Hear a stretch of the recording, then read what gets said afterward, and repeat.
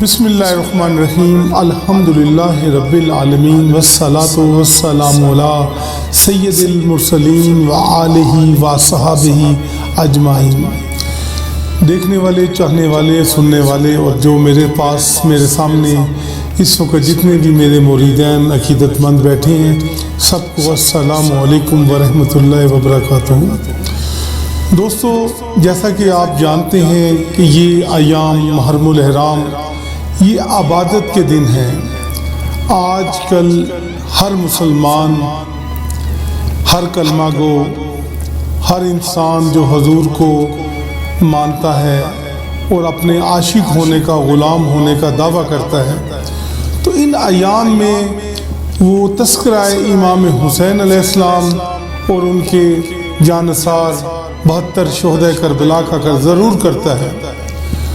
کیونکہ یہ وہ ایام ہیں۔ ان ایام میں حضور داتا علی حجویری ہوں،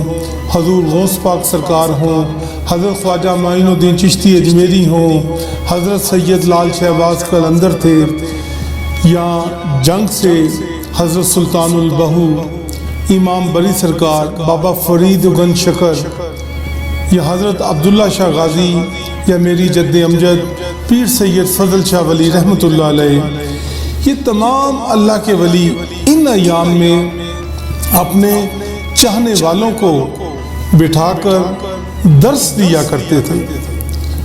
یہ پیغام کربلا کا، حضور کی آل کا ذکر اور امام حسین علیہ السلام کے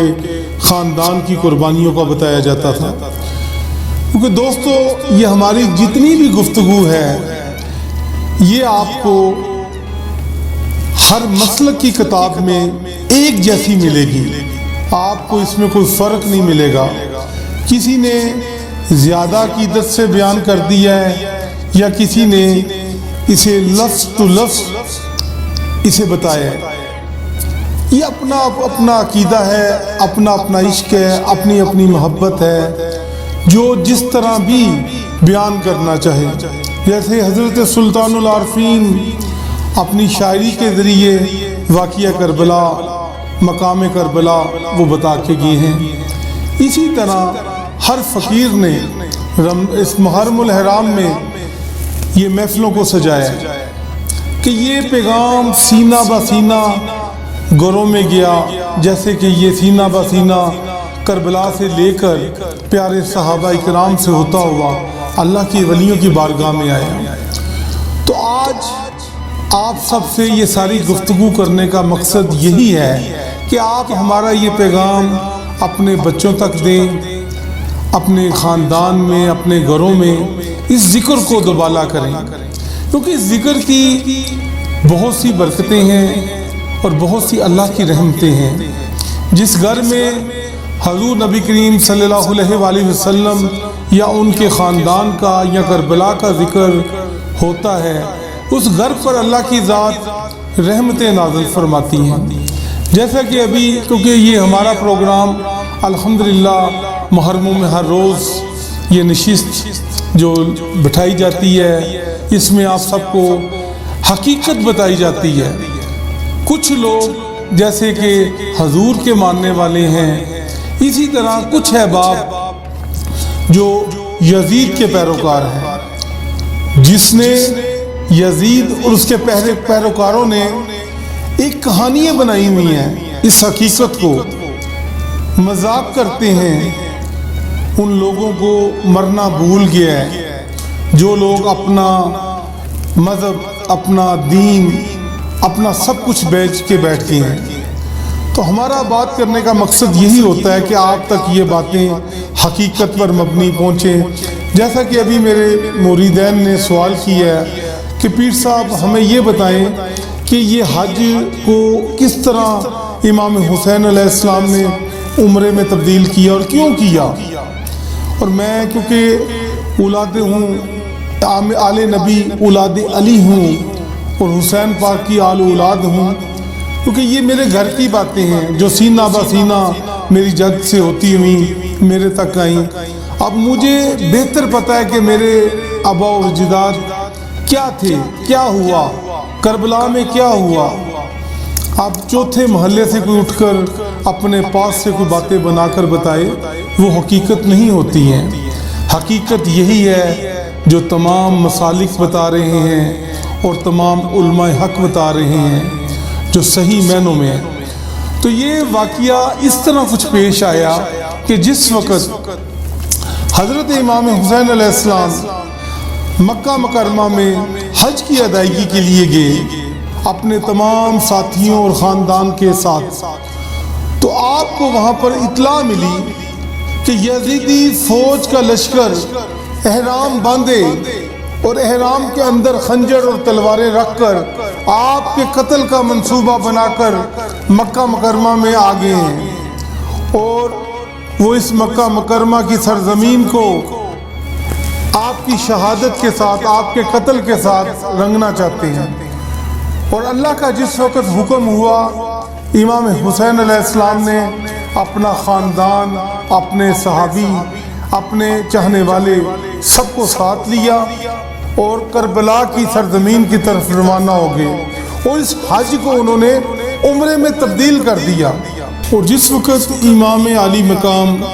قدسیہ مقام پر پہنچے اور حر اور اس کا لشکر آ کر وہاں پر ان کو روکا گیا، تو اس وقت ظہر کی نماز کا وقت تھا، تو آپ امام حسین علیہ السلام کے جانثار فرمانے لگے آپ امام حسین علیہ السلام کو کہ آپ اذان دیں۔